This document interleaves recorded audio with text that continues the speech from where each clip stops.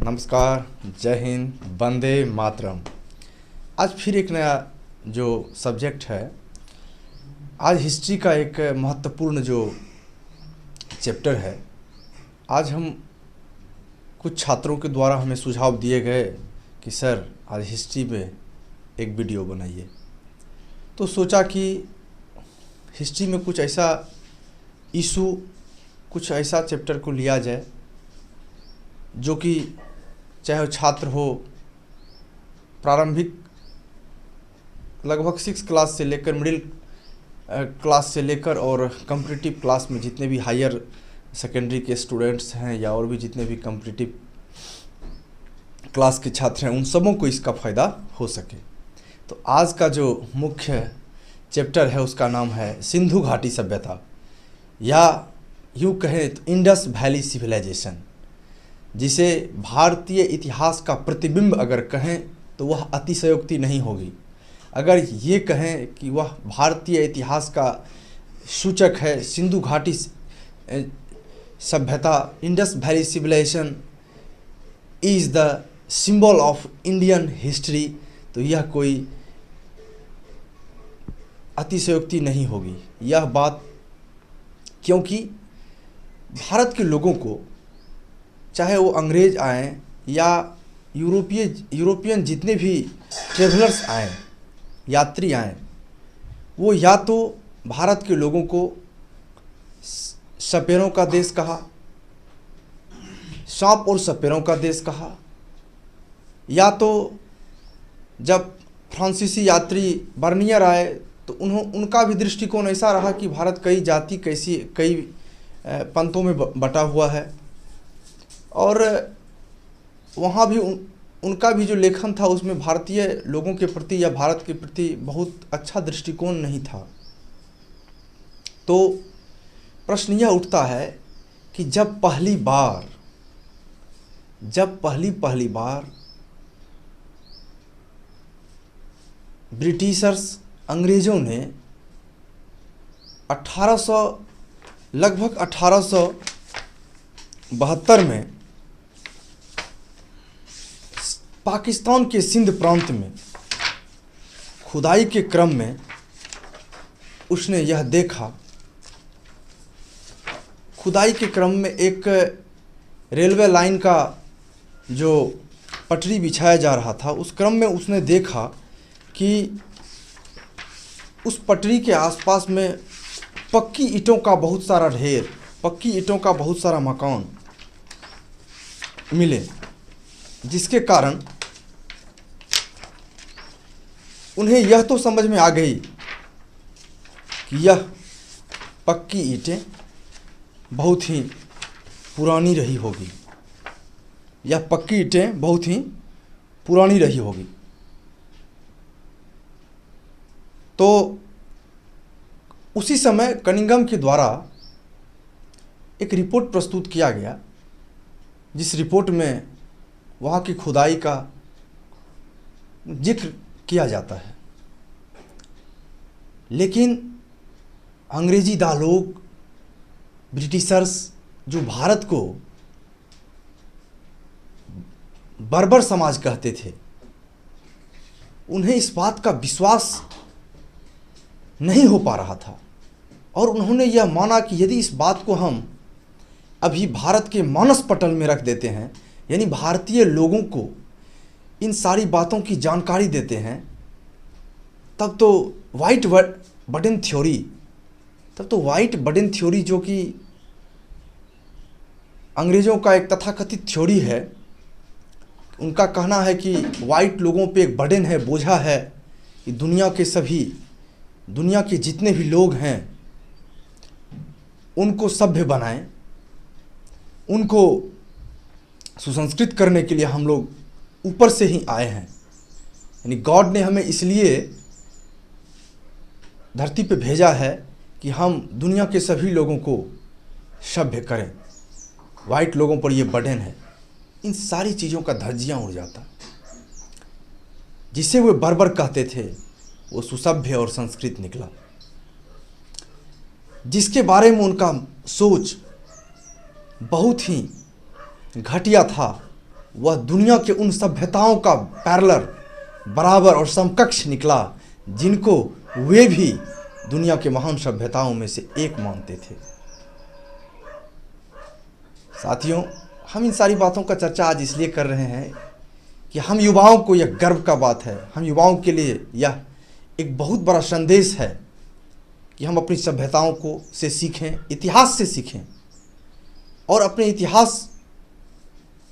को का एनालिसिस करें, इस पर रिसर्च करें, क्योंकि यह हर किसी के लिए गर्व का सब्जेक्ट है। और तो जब पहली बार 1872 की सिंध प्रांत की खुदाई में इस तरह की बातें आई तो उस रिपोर्ट को बहुत ज़्यादा तूल नहीं दिया गया और उसको ठंडे बस्ते में डाल दिया गया। लेकिन कहा जाता है कि सच्चाई छुप नहीं सकती बनावट के वसूलों से, और खुशबू आ नहीं सकती कभी अंग्रेजी दिखावटी के फूलों से। तो लेकिन सत्य की सदा जीत होती है। इस क्रम में देखा गया कि फिर 1921 में जब सर जॉन सूर भारतीय पुरातत्व विभाग का, सर जॉन मार्शल को भारतीय पुरातत्व विभाग का अध्यक्ष बनाया गया, तो उसने पुनः एक बार इन सारी चीज़ों पर खोज किए और इन पर स्टडी चालू करवाई। स्टडी चालू करने के बाद उस विभाग के एक और भी महान इतिहासवेत्ता थे, पुरातत्वविद थे, जिनका नाम था राखाल दास बनर्जी, जो 1922 ईस्वी में पूर्ण रूप से पुरातात्विक आधार पर यह साबित किया कि हमारी सभ्यता यानी सिंधु घाटी की सभ्यता दुनिया के उन महान सभ्यताओं के समकक्ष है जिन सभ्यताओं को प्राचीनतम सभ्यता माना गया है। मेरे मित्रों, आप इसको समझ लीजिए कि भारत की जो सभ्यता है, सिंधु घाटी की सभ्यता, उनको मिस्र की सभ्यता के से तुलना किया गया, उनको मेसोपोटामिया की सभ्यता से तुलना किया गया, उनको यूनान की सभ्यता से तुलना किया गया, और साथ में एक महान उदारवादी विचार का पोषक, मातृशक्ति प्रधान, और जितने भी उसमें आज तक ऐसे उदाहरण मिले हैं, उस उदाहरण में एक महान संरचना, एक टाउनशिप का मीनिंग नगरीकरण, लोगों का जो घर का स्ट्रक्चर था वह भी वेल डेवलप्ड टाउनशिप था, जिसमें नालीकरण की व्यवस्था थी, जिसमें ग्रिड सिस्टम थे, जिसमें वाटर कैनाल बने हुए थे, पानी के नहर बने हुए थे, जिससे कि पानी का वाटर साइकिल हो सके, जल चक्र का व्यवस्था था। इन सारी चीज़ों पर लगातार जब अध्ययन किया गया, परत दर परत खुलते गए और लोगों में इसका संदेश गया, लोगों में दुनिया के सामने एक मैसेज गया कि भारत बर्बर नहीं, भारत तो सभ्यताओं का आईना रहा है। भारतीय लोग बर्बर जाति नहीं, यहाँ तो दुनिया की महान सभ्यता डेवलप्ड हुई है, विकसित हुई है। उसके बाद लगातार भारत के प्रति, हमारे प्रति लोगों की नज़रिया बदल गई। उसके बाद जितने भी विद्वान आए, जितने भी लोग आए, उनको स्टडी का मटेरियल मिला, और यूरोप के लोगों ने, यूरोप के कई देशों ने इस बात को एक्सेप्ट किया कि भारतीय सभ्यता प्राचीन सभ्यताओं में से एक है और वह स्टडी का मटेरियल है। और उसके बाद जो हमारा फिलोसफी है, जो हमारा दर्शन है, वो मजबूत हुआ। दुनिया ने हमारे फिलोसफी को माना, दुनिया ने विवेकानंद का,